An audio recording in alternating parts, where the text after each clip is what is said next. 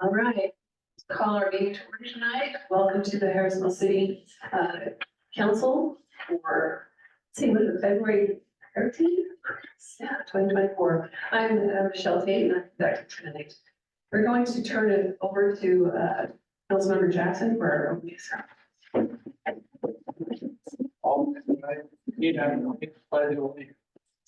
I allegiance to the flag of the United States to stands one nation under indivisible with liberty and justice for all.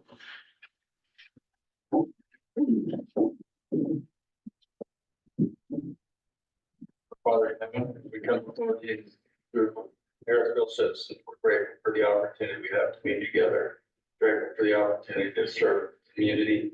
We ask thy spirit to be present in this meeting and help us as we make decisions and choices on behalf of the city. Grateful again for many blessings. Say these things in the name of Jesus Christ. Thank you. Moving on to item number 3, which is our consent items. Item A, approval of meeting minutes held January 9th, 2024 and January 23rd, 2024. It's presented. Councilman, you had a chance to look at those minutes and any changes or corrections? Motion, please.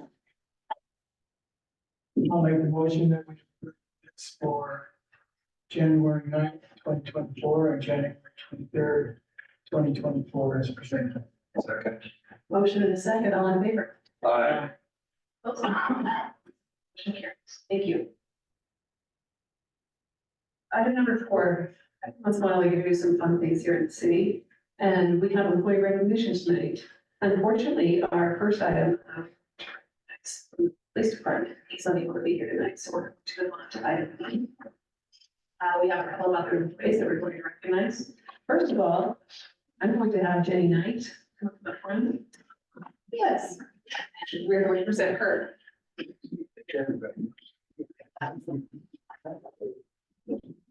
Jennie has been here, I don't know how many years, but we're officially recognizing her. It's 15 years of full. 20 something. Almost 20. Okay. So we want to recognize her with 15-year plaque. Thank you, Mayor. And a gift that will help her in her efforts to serve the city more. Thank you. Thank you very much.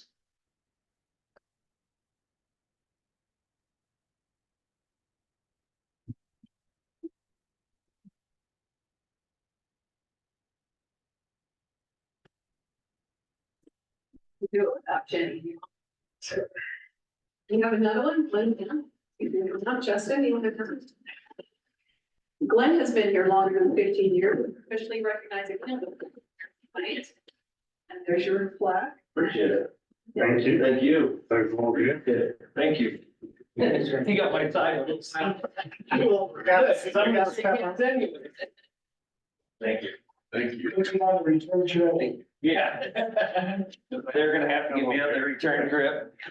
How long, Glen? It's just over 50. Just over 15? Maybe it's an insurance too.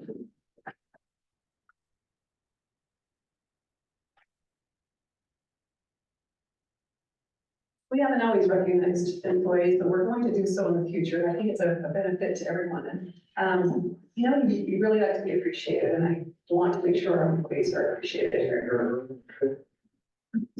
Item number 5 is our business items. Item A is public hearing. This is to receive input from the public for and or against the proposed resolution, Harrisville Resolution 24-02, which is a resolution amending the fiscal year 2024 budget. Jennie, I'm going to turn this over to you to explain this first for us, please. Thank you, Mayor. Good evening, council. If you'd like, I can review the budget memo that was your packet for this evening that outlines the adjustments. And we do have one update to that. Per state statute, we can amend the fiscal budget twice a year. So we're going to do that this year with some of the changes that I've proposed. And we likely do that again in June. The first item, the transfer to balance the garbage fund using general funds, is an increase from the proposed 71,000 in your packet to actually the January financial show of 184,000. So to balance that transfer, we'd like to request an 80,000. That is once again moving from the general fund to the garbage fund. A transfer of $54,000 from the general fund to balance the capital projects fund to cover the overage in the additional costs, let's call them, of the architectural services of the public works complex. The approval for the advanced purchase of 3 police vehicles from the internal service fleet at an estimated cost of $160,000. These will actually be budgeted out of the 24-25 budget, but because they're available to order, to be able to do that, since it takes so much time for us to get those vehicles. To approve the purchase of a generator for the public works complex from the capital funds using interest earnings in an estimation of $45,360.42, and approve the hiring of a full-time police officer using COPS grants funding to cover the first year of salary and any applicable benefits within the general fund, and approve the hiring of a part-time seasonal recreation position beginning in April or May of 2024, and to approve the addition of the part-time crossing guard in the police department within the general fund for the remaining school year, an estimated $3,000. You have any questions for me? We still have Director Jessica here this evening answering questions on these events. Okay, pretty clear, council? All right, thank you, Jenny. If no more questions or discussion, I would like to have a motion to open the public hearing. I make a motion to open the public hearing. Steve, you turn. Huh? We're just speaking. I'll make a motion, we have a public hearing. I'll second. I have a motion and a second. All in favor? Aye. All right. This is a chance for anyone in the audience to come and speak on this subject of the resolution 2402. If you come up to the microphone, please tell us your name and you have 3 minutes.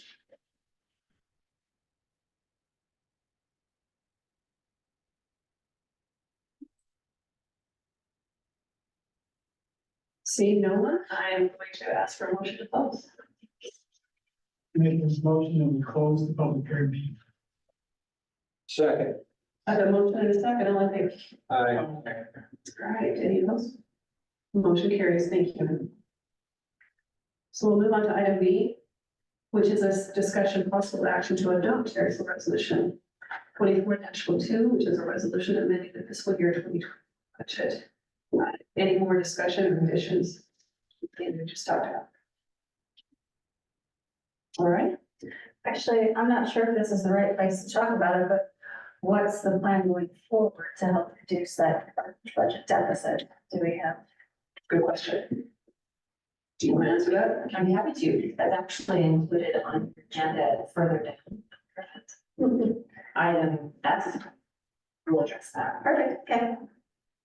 Thank you. Any more discussion? All right, could I have a motion, please? I'll make a motion that we adopt Harrisville Resolution 2402, resolution amending the FY 2024 budget. Second. All right, I have a motion and a second. I'm taking a roll call on this one. Councilmember Weiss, Yes. Councilmember Fawcett, Yes. Councilmember Williamson, Yes. Councilmember Jess, Yeah. Councilmember Christensen. Yes. All right, thank you. Motion carries. Item C, discussion and possible action to adopt Harrisville Resolution 24-01, which is an interlocal agreement with Weaver County Technical Forensic Services. And Chief Wilson, please. So this is just a regular contract that we have with, our CSI services with the county. They're just renewing the contract. Nothing's really changed other than their price. So if there's any questions on what we use them for, or, How long is this contract? you know what I mean? I don't have to look at it. Almost those 3 years. 20 years?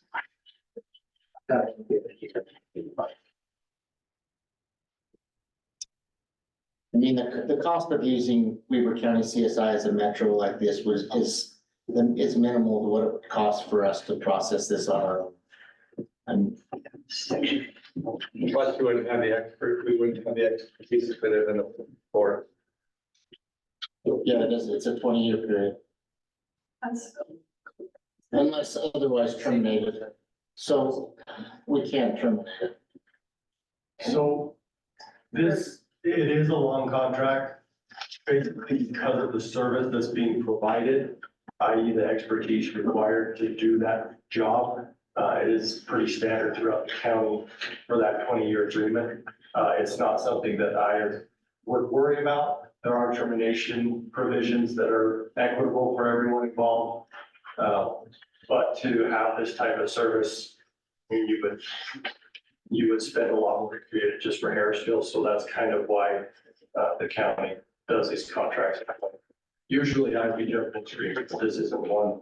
It makes sense with the service being provided to have that term and the reliance because they have a lot of infrastructure and highly skilled qualified personnel to staff those positions. So So it's 180 days written out as to terminate the contract. Any questions for people? Thank you, Jim. Any more discussion? Motion? We have a motion. I make the motion that we adopt resolution 24-01 to interlocal agreement with Weber County CSI. Ultimately, I have a motion and a second. This is also a roll call. Councilmember Christensen, yes. Councilmember Wilson, yes. Councilmember Weiss, Yes. Councilmember Jackson, Yes. Councilmember Fox. Yes. The motion carries. Thank you. Item D, discussion possible action to adopt Harrisville Resolution 24-03 to approve a contract with RNO Construction for general contracting services related to the Public Works Facility. Jennie Knight. Thank you, Mayor. I'm gonna go ahead and review this memo that we actually reviewed at the retreat. If you remember, the first part was the budget amendment for the architectural costs. And this is the second portion of that. So in December of 2022, the city opted to put a bid out for CMGC, which is Construction Manager General Contractor, who was added to the team for our Harrisville Public Works Building project. The intent of the construction manager's input was to design a project that was within a budget scope. We met with the CMGC along with the architectural team for a number of months and reviewed the progress of the project. And at the end of the summer of 2023, the project was within scope. We had phased and alternative add-ons had been added to keep the project within that scope. In mid-August, the project went out to bid with proposals due the second week of September. Beginning the first week of October, those bids came back and they came back about $1.5 million over the anticipated costs. So our team and staff, along with the architectural team, spent the better part of October bids and reducing the project to try to bring the project back into the budget scope. And during these subsequent meetings, it became clear to our team that there were errors in calculations by the construction management team. The next option to bring the budget back within scope was a complete redesign of sections of the building to reduce those costs. And after consulting with our attorney and talking about our options, and due to the continuous errors and calculations and lack of confidence in the bid proposal numbers, we terminated the contract with the CMGC on October 31st of 2023. The architectural team then implemented changes to the project over November. The project went out as a design bid build in late November, early December.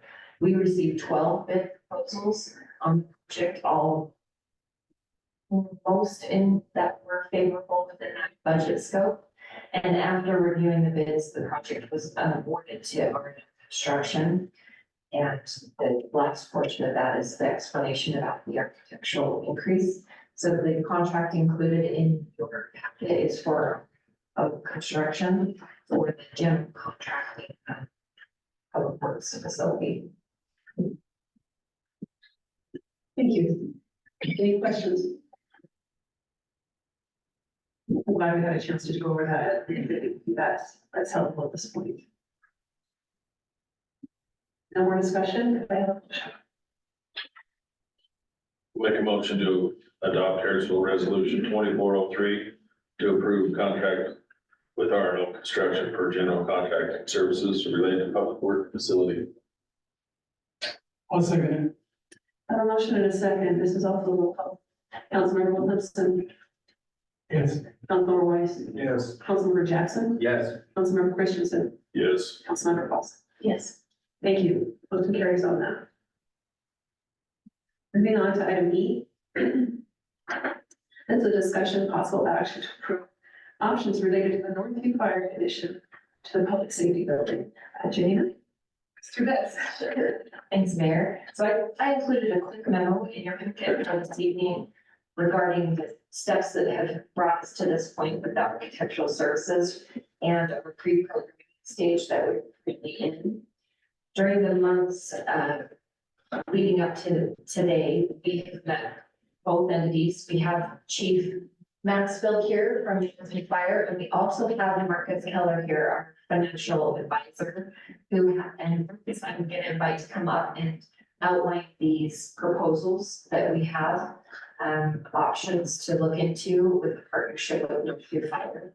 And we'll direct any questions that we have regarding what these proposals look like. And this is here to kind of walk us through it. If you have additional questions on the service provided by here, what that looks like, Chief Maxwell can address those for us tonight.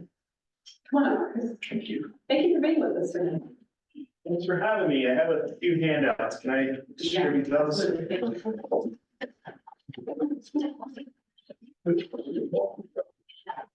Here too. Let me just grab one of those and pass it down.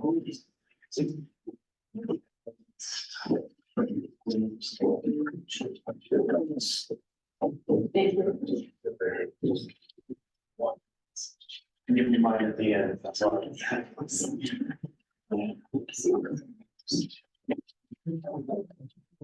It's a lot of information, but we'll go through it quickly. I think it's pretty high level there, and so. And apologize on this. That's fine. I know what's on it, so we can just talk through. I just want to give that as a point of reference because I am going to mention it, so I think it's important. It's just your sales tax coverage on the sales tax bonds we'd issue. So it's good to see everyone. Marcus Keller with Cruz and Associates, municipal advisor to the city.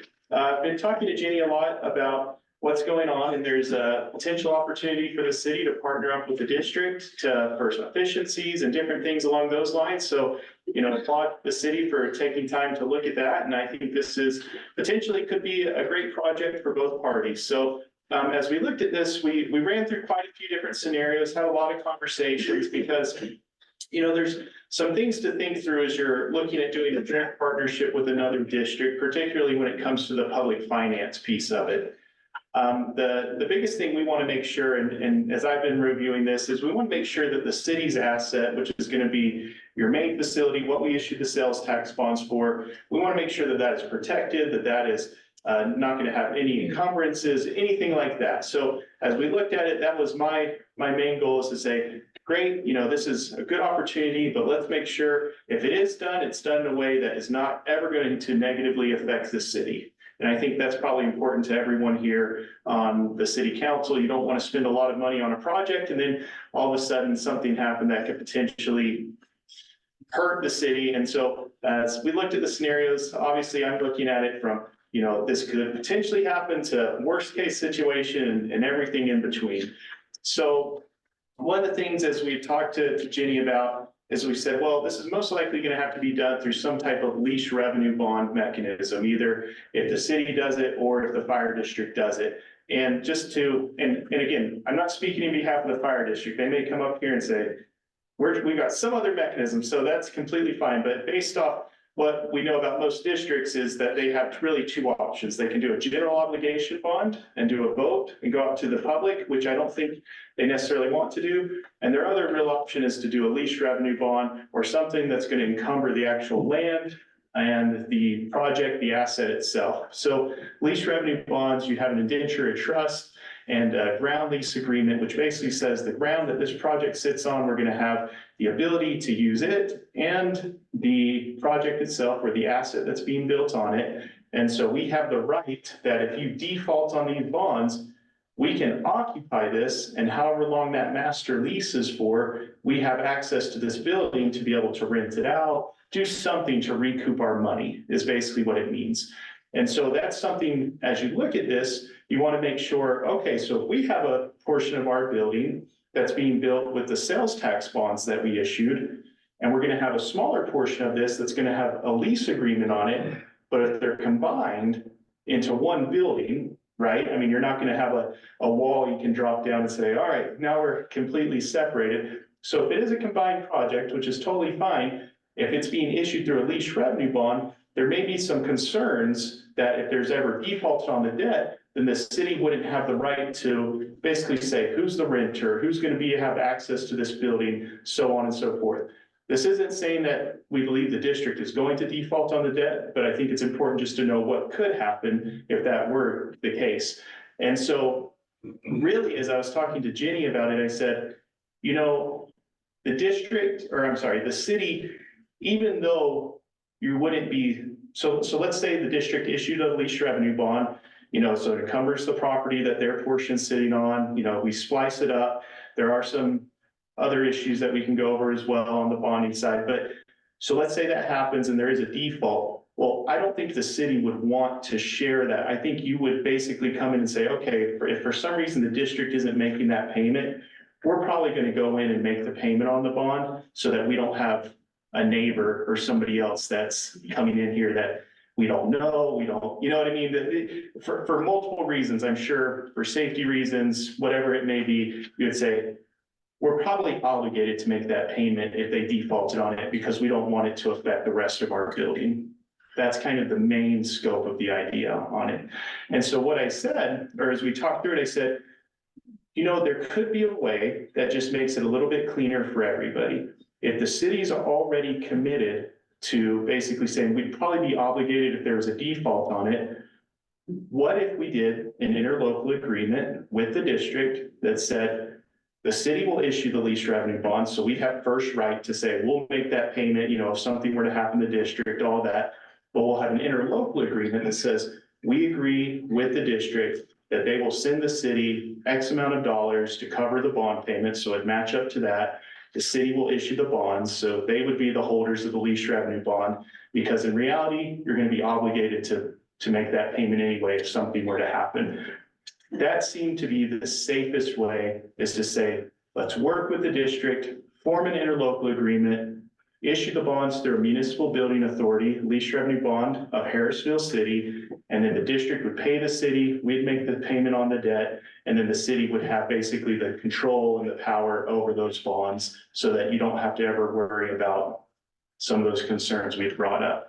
That was one way that we said we could get around some of those issues of encumbering our building and so on and so forth, is saying, you know, again, let's be good partners. Let's work with the district. Let's make sure this is a project that we like, but let's make sure it can never negatively affect the city. And so that was one way that we looked at it. Another option could be, and this was, you know, again, as we talked through it, is to say, you know, if the city has concerns, if there are issues, then obviously the district could do it on another parcel, non-connecting to the city offices, whatever that may entail. And then, you know, the district could issue their own debt. They could do whatever they'd like at that point.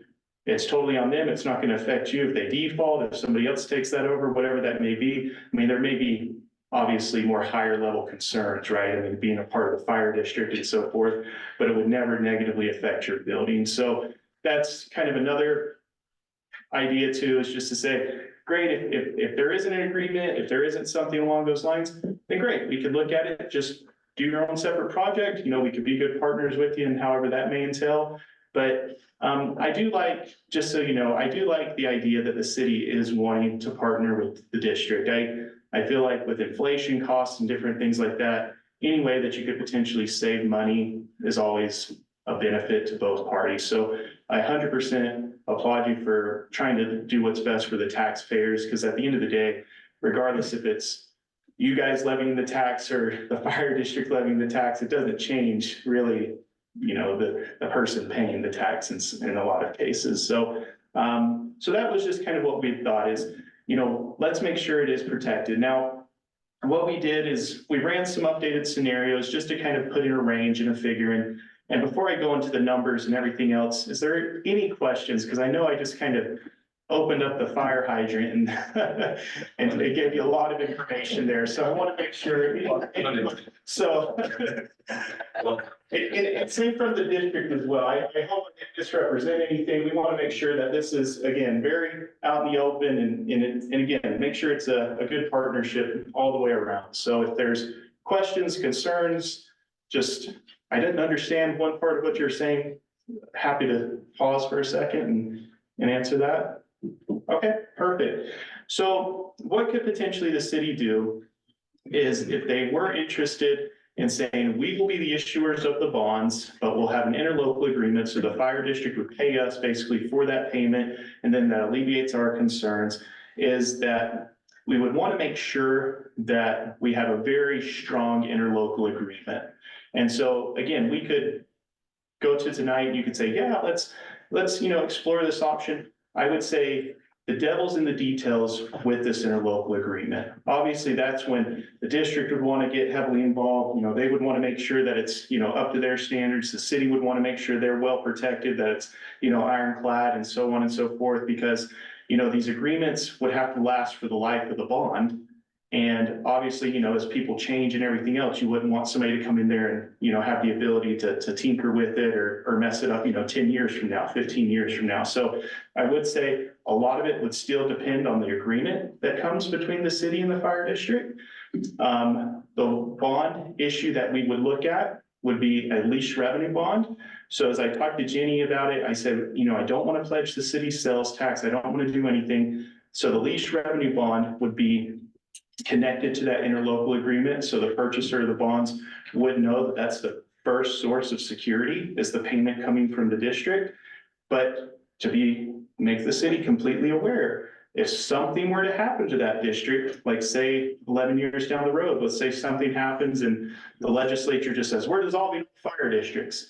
Since that bond's in your name, you would be responsible to make that payment. But I think that's important to go back to my first argument, is to say, if something were to happen to the district anyways, and it's connected to your building, you would most likely step up anyways and make that payment, because you wouldn't want, you know, random tenants to be able to just come in, whoever owns that note, to be able to rent it to whoever they want. So I think that's very important.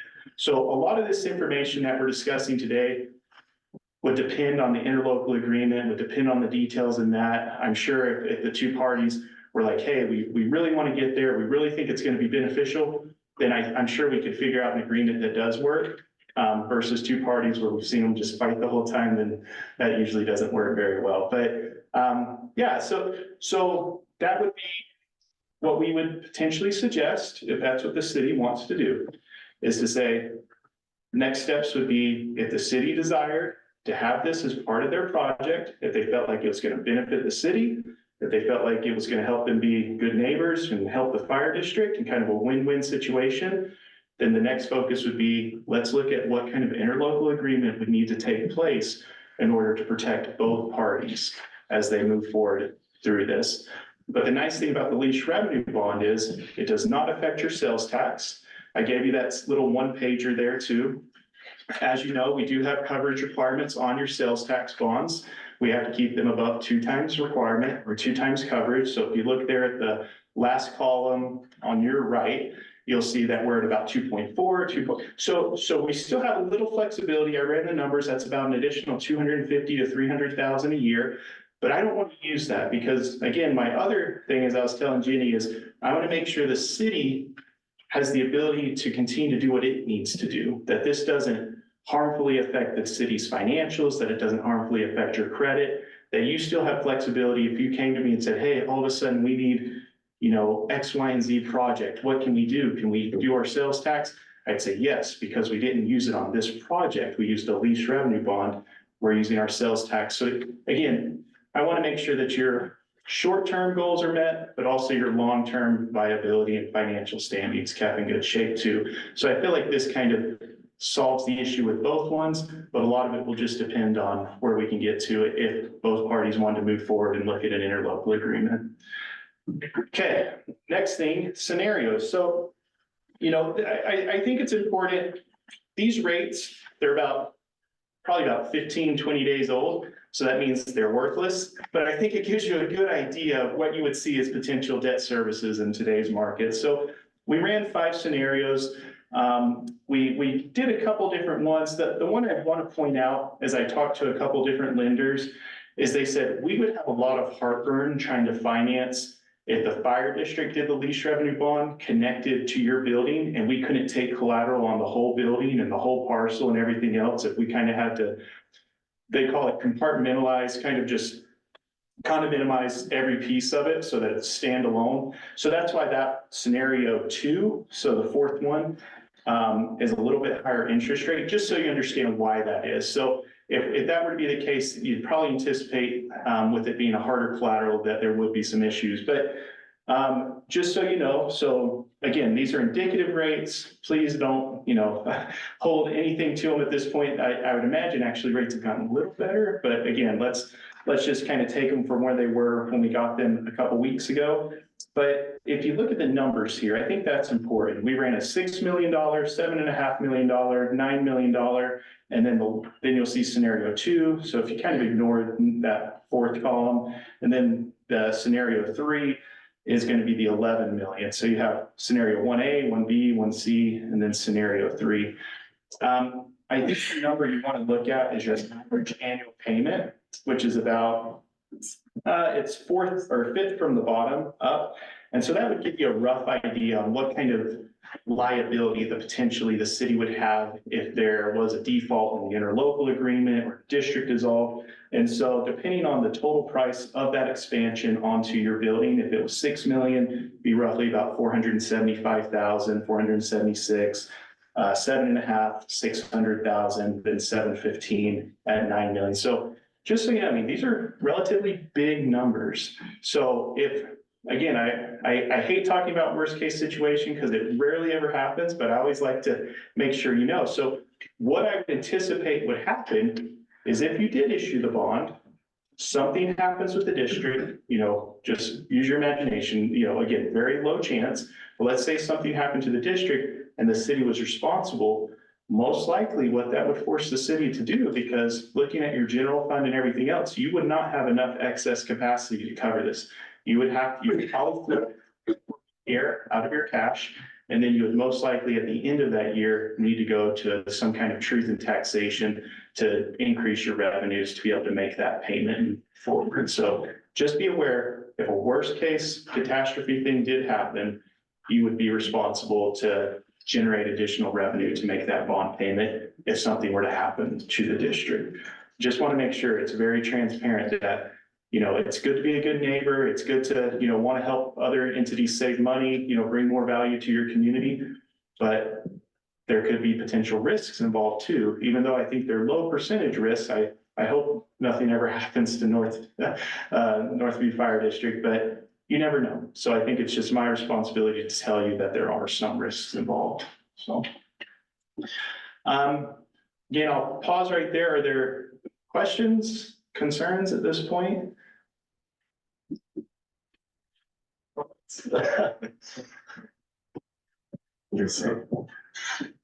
So just to kind of put it in perspective, though, this isn't a unique thing. It has been done in other places too, with special service districts and other local districts where cities have partnered up with them, and one or the other has taken on the burden to kind of issue the bonds and then form an interlocal agreement between the two parties to make a payment on the bonds. So again, we're not reinventing the wheel here, which is a nice thing. But I think it's very appropriate to know that, we want to make sure that all of our bases are covered, and we put a lot of strong language in that interlocal agreement to compel the district to always make that payment. So. Perfect. I will sit down unless there's any questions from anybody.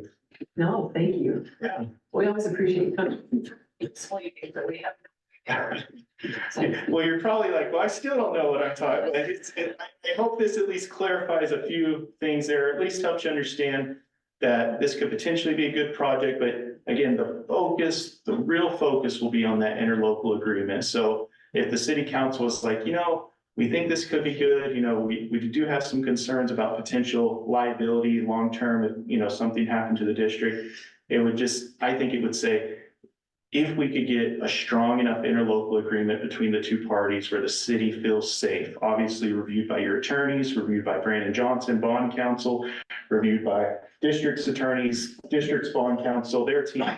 Like, again, that's gonna be the details that really make something like this work.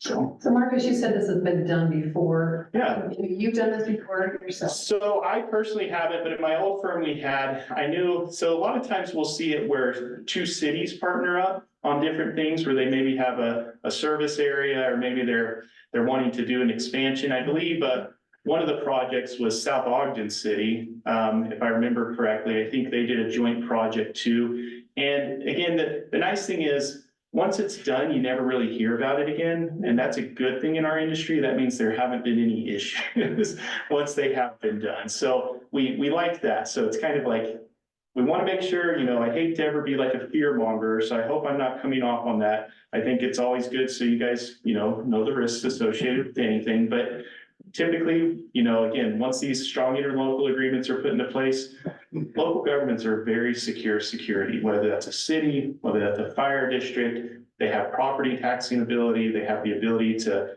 do those things, the city even more so, right, with your different revenue sources. So, I would typically say, as you look at this and that interlocal agreement, you're kind of saying, how do we view the other partner, right? And with it being a district that you probably know, that you're probably very familiar with, I would assume that most people would look at the fire district as a pretty strong credit. So that's how I would see it.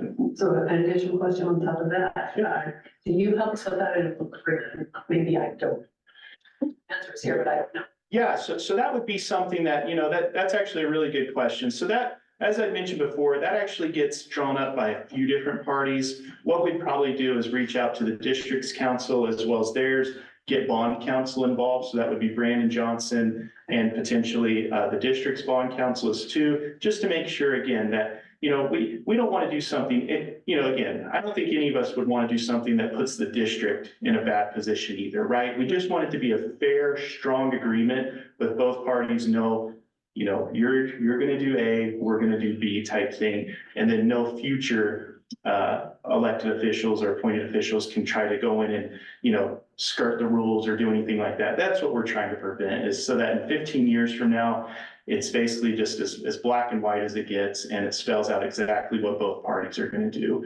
And so I've already had some conversations with Brandon, and, he's worked on these as well. So the interlocal agreement itself kind of gets more into that legal nature of it. But then once the interlocal agreement's put into place, we also review it too, to make sure it gives us enough strength, because we would have to go sell this credit, right? We have to go to potential bond purchasers and say, here's the situation. This has a story. The city's issuing the bond, but you need to also look at the district's credit, because they basically said that they're going to backstop this. So when somebody comes to purchase these bonds, they're going to say, great, I'm going to look at how strong the city is. I'm going to look at how strong the fire district is that would be potentially making the bond payment to the city on it. So it complicates things a little bit there, but if we have a strong interlocal agreement, most people, they say, great, they're not going to default on that. So. Any questions for? If speculation of raising taxes. I mean, when it gets down to it, North is its own district, but I have to pay to support that service. So what are we looking at potentially of a tax increase if you go that direction? For which one? For Northview. If Northview does it just as a standalone project? No. Oh, if they just do this project? Yeah. So money's gotta come someplace. Does that make sense? That's all I'm saying. I'd probably defer to Northview on this one. Yeah, and so, it's recurring. But it's still gonna Because I've paid for years. And the good news is, because the district's configured the way it is, and Harrisville is just one of the three communities.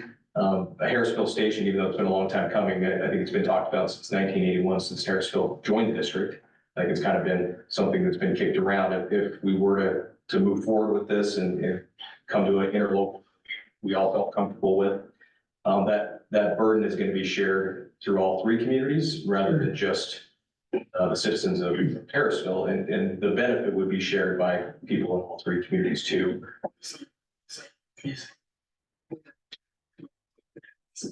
Oh, okay. Yeah, so coming through this. Yeah.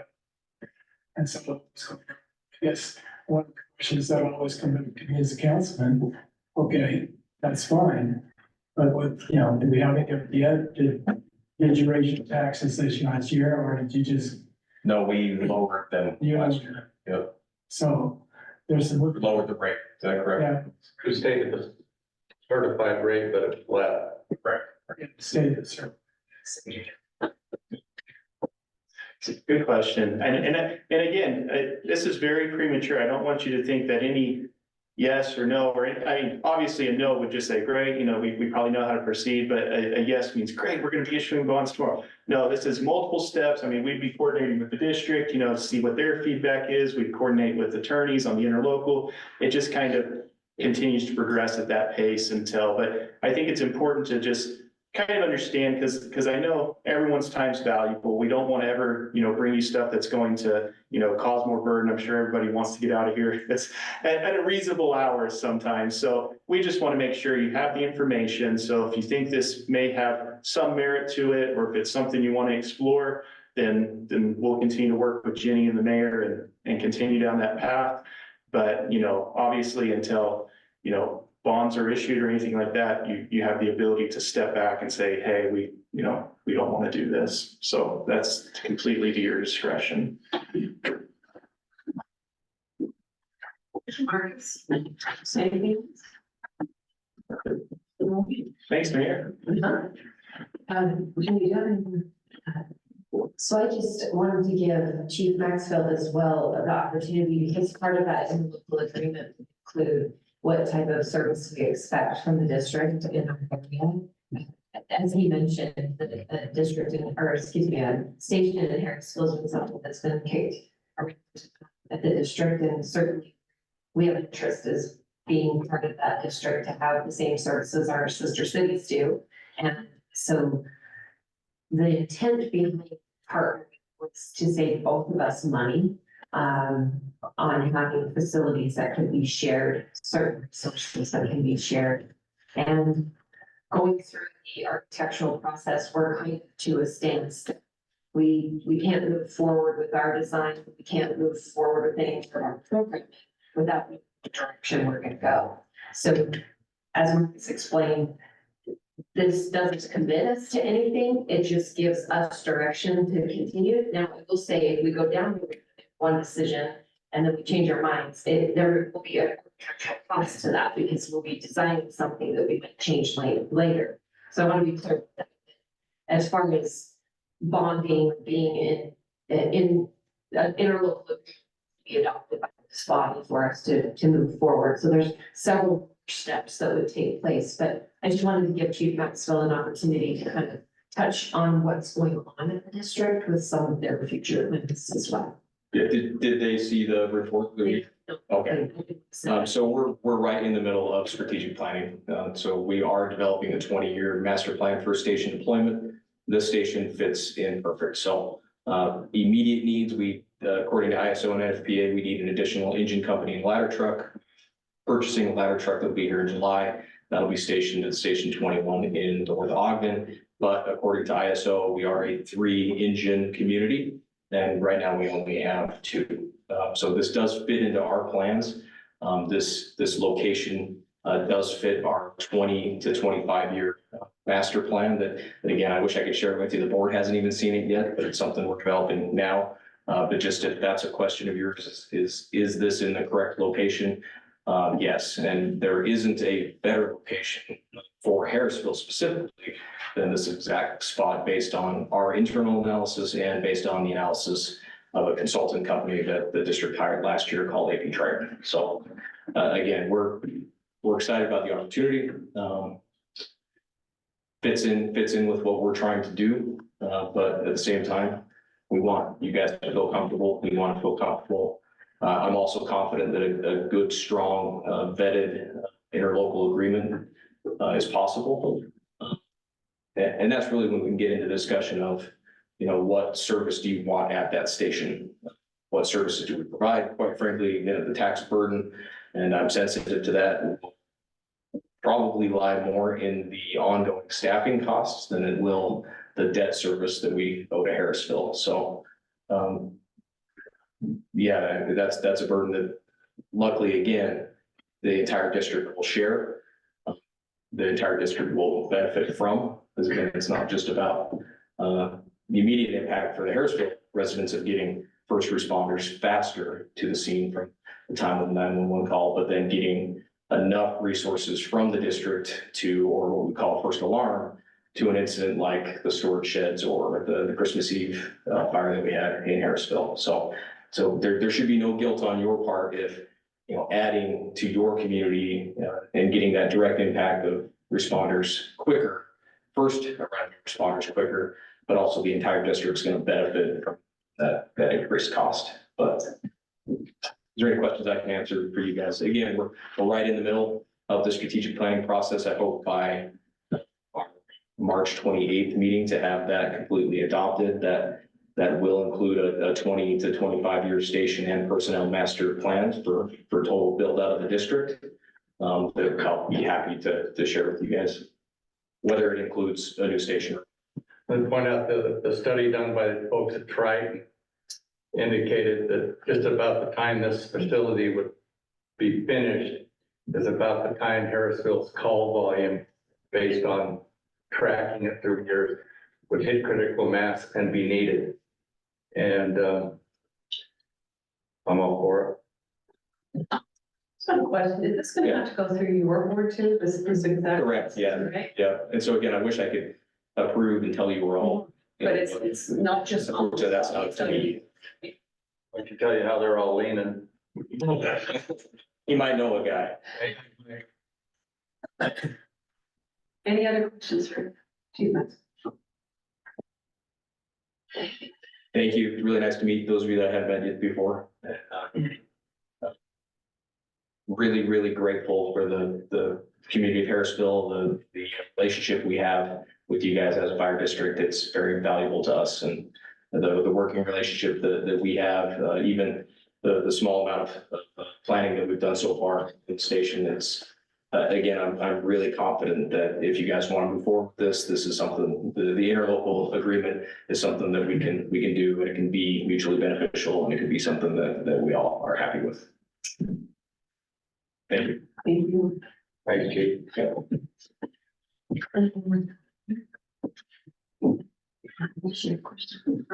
Is anything more that you thought of that we can? I'll wait here. I'll wait here, Jennie. I think we need to have a solution. That's to give directions to staff. That's what we need. Okay, I'll make a motion. Possible action to approve some related to the review fire addition to the public safety.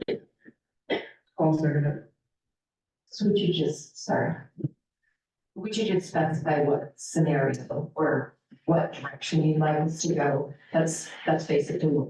Take one of these. Well, it doesn't necessarily have to be. Are you asking, maybe Marcus can explain better? Yeah, and again, I think it's just clarifying, is the city council, would you be willing to look at a scenario where the city issues the bonds and does an interlocal agreement with the fire district to pay for the bonds? I think that's the scenario we want to know, because if it's not that scenario, then we're basically saying, okay, district, you kind of do your own thing, we're standing back. But if it's that scenario, then that's where we would continue to move towards an interlocal agreement.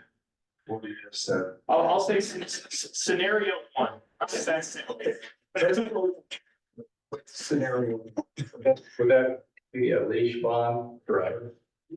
Specify each fund. Could I have a second? Is that second? Thank you, it's nice to know what did I say? All right, this is I have a motion and a second. This is also a roll call. Councilmember Weiss. Yes. Councilmember Jackson. Yes. Councilmember Williamson. Yes. Councilmember Fawcett. Yes. Councilmember Christensen. Yes. Okay, thank you. That motion carries. Appreciate all the discussion. Education on that. All right, item 10. Discussion possible action to adopt Harrisville Resolution 24-04, a resolution amending the Harrisville Consolidated Fee Schedule. Thanks, Mayor. So this is a secondary item to the budget and procurement. This is a resolution approving the amendment to our consolidated fee schedule for garbage fees. So the kind of outlines where the driving force behind this is with the mayor and that the auditor prior to the audit presentation to council in January, it was brought to their attention that the garbage utility fund is operating in deficit. In state code does not allow for the utility fee to operate with a deficit. And it suggests three options for us to balance that deficit. The first was to borrow from the utility fund, but that garbage fund to pay back that with interest to whichever utility fund we were borrowing from. The second option is to increase the garbage fee and to cover the deficit, meaning a high enough height that it's going to not only balance it, but it's going to pay back this deficit.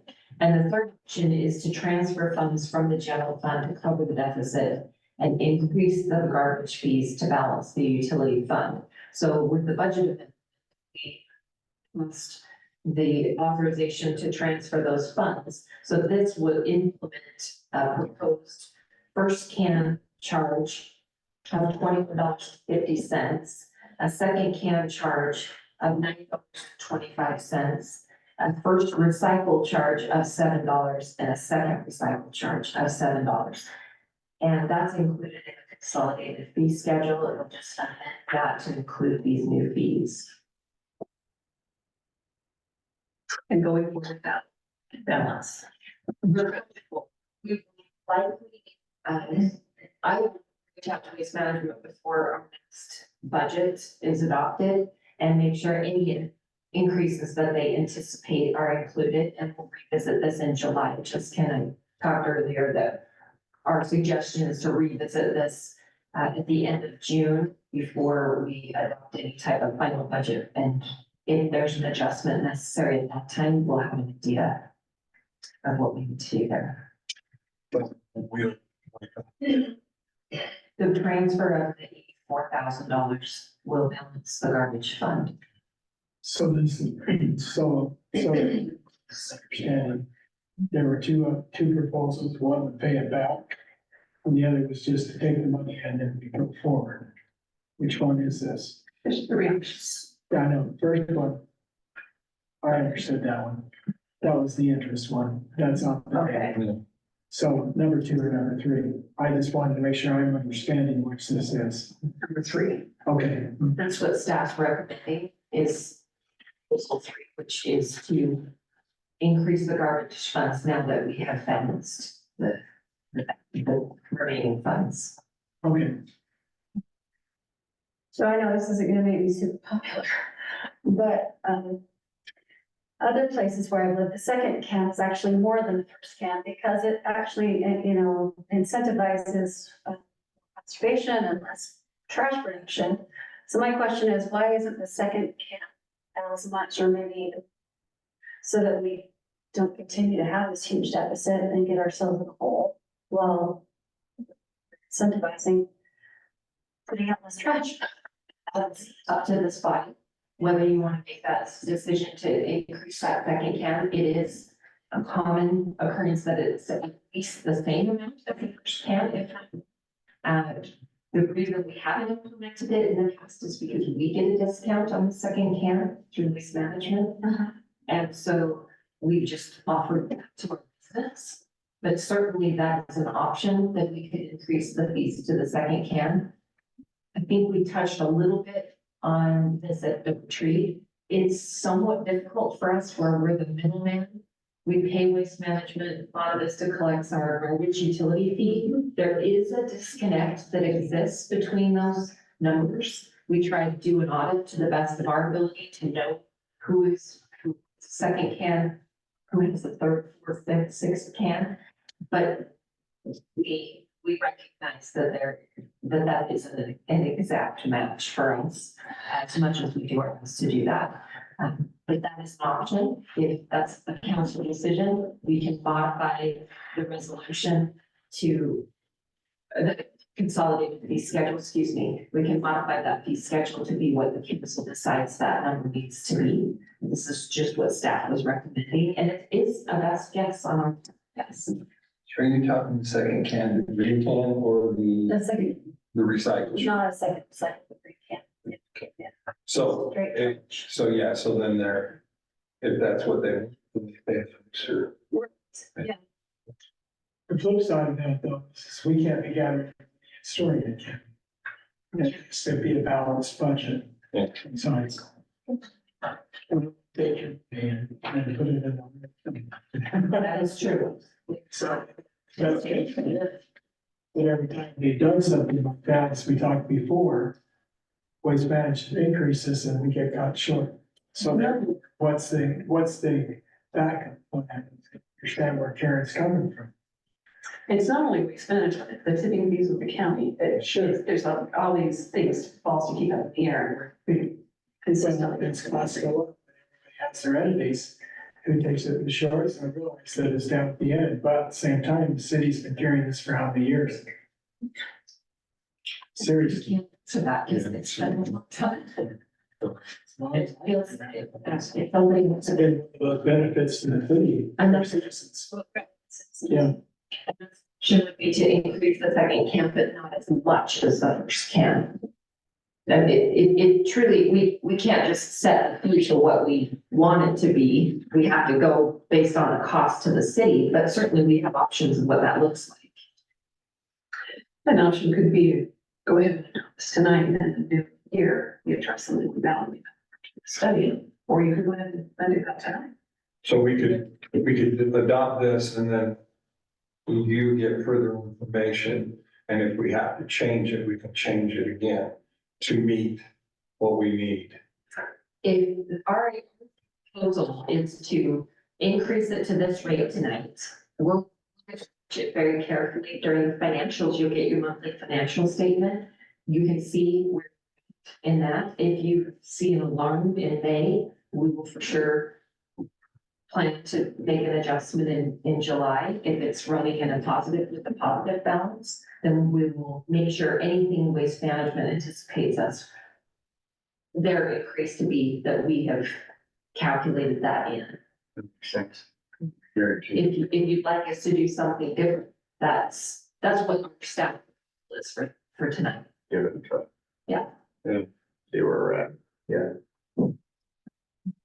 We recognize it's a best guess on. I get tired of being behind the eight ball, we have for years and years. Beat that and I mean, at the same time, I'm here to try to get more citizens either, but just pay for. No, but they should, yeah, it's pay what they, their services, yeah. We'll have a better idea in a few months. Yeah. It's the way. Well, the nice thing about the consolidated fee schedules, we don't have to really remodel it every time. We can just adjust the fee schedule in it. So we have made that adjustment, so it's a little easier to address this every time we need to adjust the fee. How long can we do that? As often as we see Okay, the I need just want for to make sure we have that, as it's doing, we can adjust this fee schedule as it goes on. it. Yeah. Somewhat real time. Change that to Okay.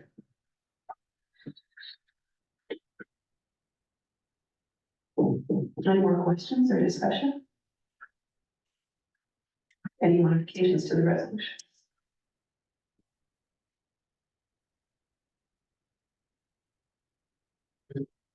I don't have, but that's it. Well, it's 91, eventually 75 cents. And then if it needs to be adjusted down, adjust it down. And can you do that, or is it always go up? Yes. Let's just ask this. Diesel's not getting any cheaper, natural gas is getting more expensive. We also need to understand, one of our administration staff takes this on. And none of her salary is being covered out of that either.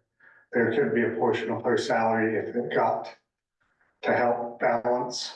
That would be very effective because she takes a lot of phone calls on garbage and people get new cans when they move in new or when their cans break. She's the one that takes the calls, gets them over to waste management. She also has helped out multiple times with the audit, things of that nature. So it's also in flux that we're not just losing money, but we're also not having a portion of that compensate for the time of our employees either.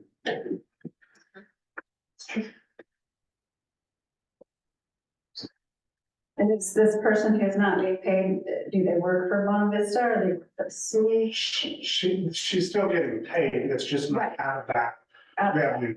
Yes, she works for the city. Because we have to have some kind of better tracking system or available to track who's got multiple campuses. So we have to enlist our public works to go out. The only way we have to track it outside of putting a survey out to our residents in a newsletter and saying, please call the city and tell us how many garbage and recycle cans you have. We have to enlist our public works, which again is our time that's they're being covered elsewhere, their salaries for that, but they will go out each day. And it takes us a couple of weeks to do that because some people don't always put their second can out. Sometimes it's not a recyclable week. So we go through that process to make sure that we're doing. But because we don't own the cans, we don't maintain the cans. There's just a natural disconnect. Try this. Would you like to see, you like the nice room the first, what about the 2150 is the proposed for the first and would you have that for the second? It's just I'm just throwing it out. It's not scientific, kind of about. I think that's fine. I'm hesitant saying these are hard facts that we're living. And it's not, I feel like we're walking on a sponge all the time. And it's uneven ground, you just don't know. I appreciate what you've had to say, Justin, that's true. There's a lot of things that they, we don't see behind the scenes. Sorry, I jumped in real quick. So anytime you adjust a fee, it does need to be based on data, right? So I'm not picking on anybody, but to just pick numbers of a hat, we shouldn't. Okay, we've done calculations that the 2150 and then the second one at this, we're basically saying, using our best efforts here, this will balance the fund. I think important thing to know is it doesn't have to be a net zero. You can have money in there and have a buffer and it can pay for the cost to the city, i.e. it can pay Jessica to do the calculations that she does. It pays for a portion of, city administration time, like Justin said. So I think we need to not talk like this has to be a zero game, but I also don't think we should just pull numbers up. Because we've done a study and it said 2150 and then the 925. That's what's going to balance us right now. Right? So we have a reason to do that. I would say to Councilmember Fawcett's point, if you want to talk about a second can, I think you can go equal to the first can, but to go above that, we would have to analyze that and say, is this a fair Sure. and appropriately created fee? So when we talk about fees, it needs to be in the realm of like what we as a city can back up. Like we can't just pull $13 because I like the number 13. We need to have, again, and it is accounting. God bless them. I agree, I do too. And so if that's what we want to do, then our accountants can work on that and say it should be this round number, but these are the numbers they fix. So quite frankly, the most legally appropriate discussion you should have is, do we keep it as what they've said now? Or do we adjust it? Based on something. Based on something they're working on. Do you want us to look at it and adjust it in June, which would be appropriate? Every city does that. Garbage is one because of the fluctuation in the prices that you adjust yearly, and you should. But really tonight, I think those are the questions. Keep it what's proposed, or do we want to adjust the second can? And I think if you're adjusting the second can, you go to what the first can cost, because that's what's justified, right? Anything in between lower or higher, I think we would need to come back with data that supports that fee, because that's what required when you change impact fees. And I agree with all. It was just a question about going forward and being able to balance. Absolutely, yeah, and again, when we talk about that, it's like, it doesn't have to be a secret. It actually should have some money in there. That way, when the commander comes and says, oh, guess what? The thing happened with recycling in China, and now it's 3 times more expensive to recycle. The city has the ability to do that, if we're not getting a lot of money. Thank you. There's also our spring and fall cleanups we pay for the garbage fund, and those vary because sometimes we have huge cleanups where people tipping fees to provide that service are really large. And other times it's just bad timing for residents. They have their yards cleaned up or they don't utilize it as much. We also have no idea if these are our residents. The dumpsters, we don't get staff to stand over and check license to make sure that the residents of Harrisville, we just provide that service, and that all comes out of this garbage fund. So I just, there's a lot behind where we try to our best to provide a number. To Bernie's point, we can't make money, but we haven't the number yet, so we don't really know what that looks like. At least to my knowledge. Any more questions? If not, there needs to be.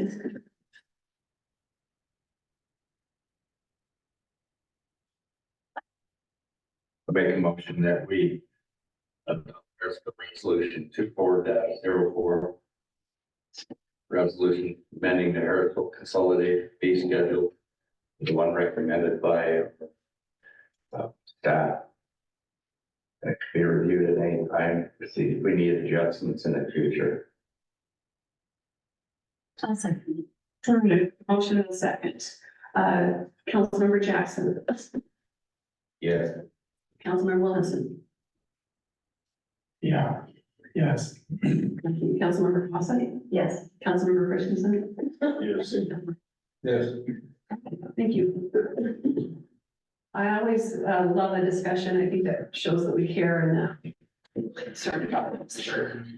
Is there any, this point, I felt there's something that can make a recommendation that I think if there is a need for review, it's exactly the things we talked about, the dedicating services within the city to take care of this, to justify that cushion. And I would just say procedurally, as long as 3 of you tell Jenny to work on it right now in the discussion, she has permission to work on it for, in April or in June in the budget year or whatever, but you can do that right now. Okay. What do you want to make that recommendation? So you'd like us to review it in April? And just for clarification, so that we know. April? Okay, that's a couple more, yeah. Yeah. Is that enough to say? No, yeah, it's just, hey, work on this and bring it back as long, Jenny needs 3 of them, 3 of you to help, and that's totally fine. Yeah, I just, with what Justin says here, I know the efforts that are put in behind to try to balance budget and be fair to everybody in the city. At the same time, I also know there's a lot of sacrifice that goes behind the scenes that could be paid for. and it's fair that way. That's all I'm saying. All right, great discussion, thank you.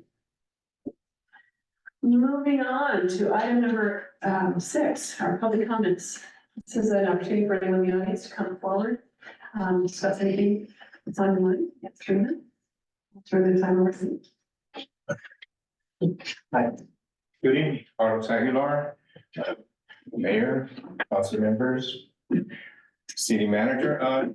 Things I worry about when we have budget shortfalls have been in corporate world for a long time and wondering how that happens. And if there's some kind of investigation in that, it's like, okay, how did we have these budget shortfalls when we're transferring money from general fund to other projects?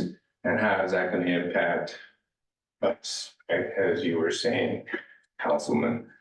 The other thing is, I appreciate your input. The garbage fees, thank you.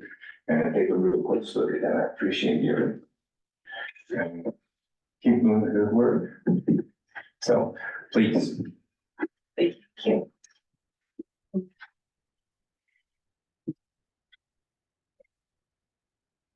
Any other questions? All right, also public comments, everyone. Item number 7 is mayor council following up. We're gonna go with the department heads first. Jay Wilson, over to you. This week, we have a retirement in our department this, the end of the month, which will put us, one below, and we're still looking to hire the first officer in the cops grant. So we do have 2 positions. We've had quite a few applications, really maybe only one with any experience. The rest of them would be, new officers, so that's kind of what we're working on right now, is trying to fill that hole with Corey Clark leaving the school, which is an important position for us. We can't not have someone in the school, so that leaves patrol a little short, so we're really focused on trying to get that done right now. I think that's about it for this month. Tell us what Corey's attacked. Corey's retirement, yeah, sorry, is on the 29th. The open house will be over at the cabin from 3 to 5, if anybody would like to stop by. So appreciate seeing you, if you have time to come by. Corey, it's gonna be a big hole to fill over at the school. He's done an awesome job. I wish we could have kept him for a couple more years, but it is what it is, so. Thank you. Thank you. Right.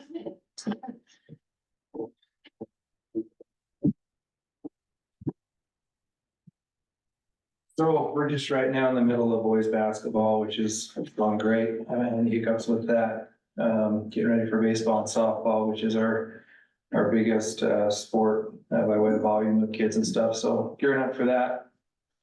We're nearing the completion of the playground installation. The weather's cooperated a little bit, so we've been able to get out there and almost get that wrapped up. We're just waiting for the rest of the wood chips to be delivered, hopefully by the end of this week, if not next week. And then gearing up for the Easter egg hunt, which will be March 30th, and invite you all out to participate in that if you'd like to. Thank you. We have an opening ceremony for the playground. Yes, we just need to discuss it and plan it. Yeah. Yeah, we've talked about it. Jenny and I've talked about it. We just want to. Correct.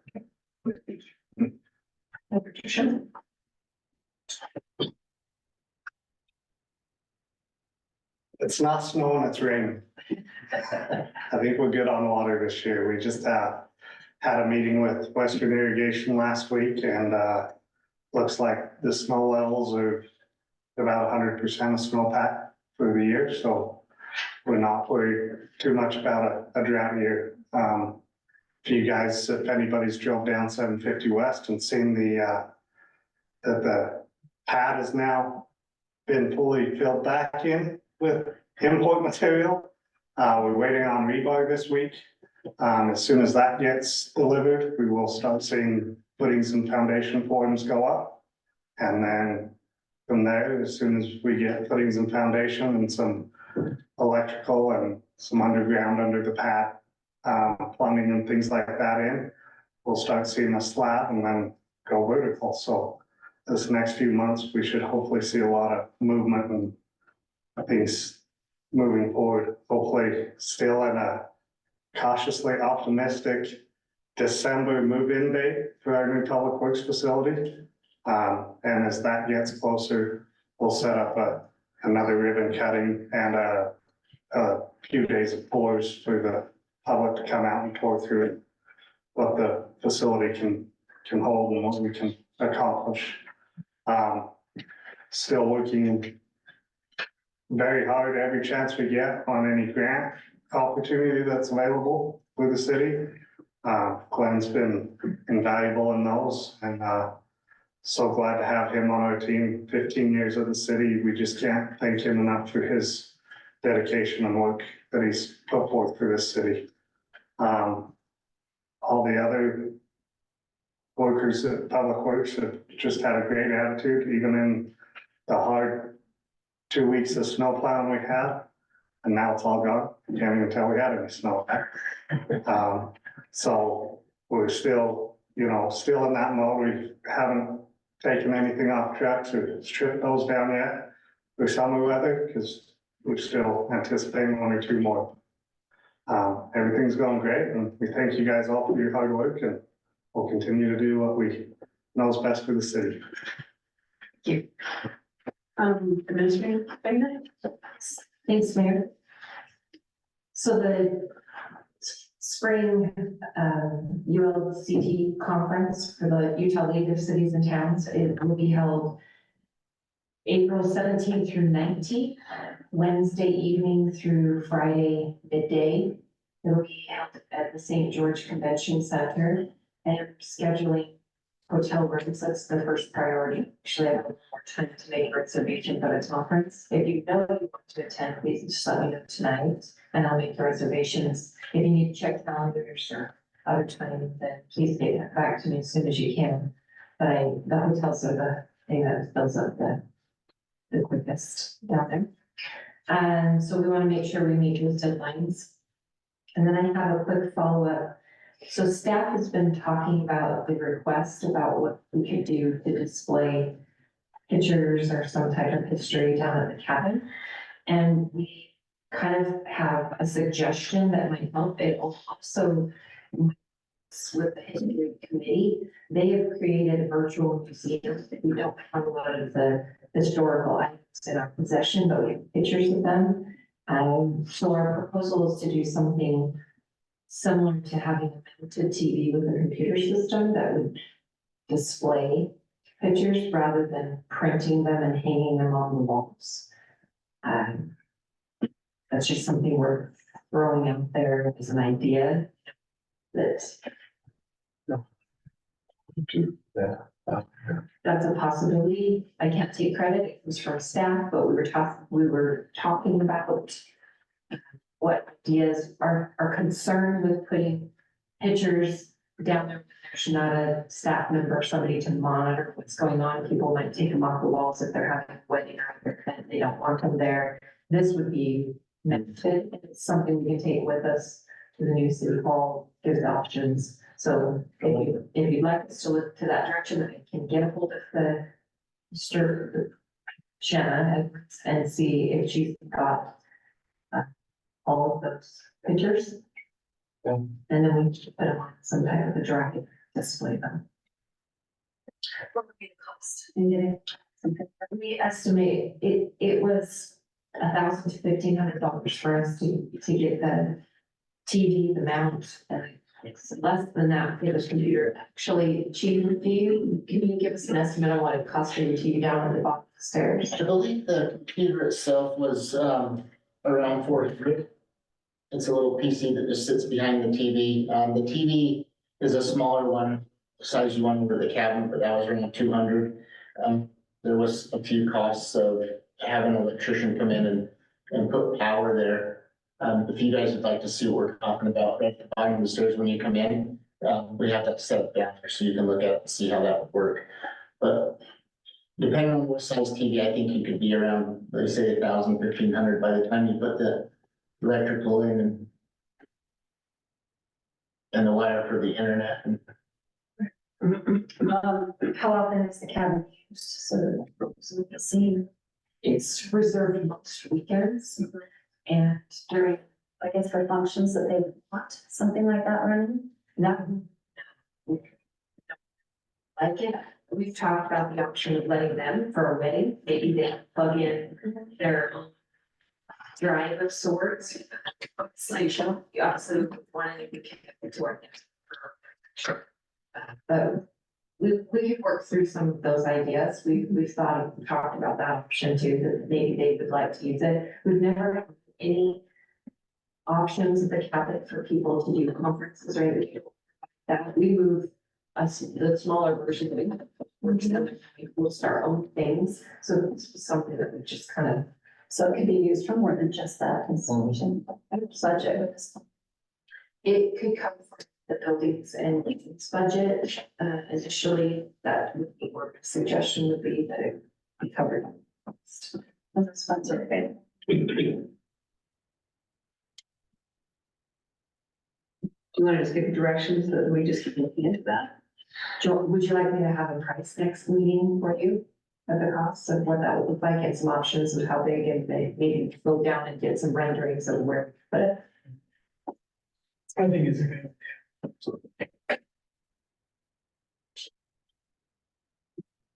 Thank you. Council, Councilman Jackson. Couple things. Of course, we had our senior luncheon today. It was very well attended. And Jack was one of our primary guest speakers, and he talked about emergency preparedness.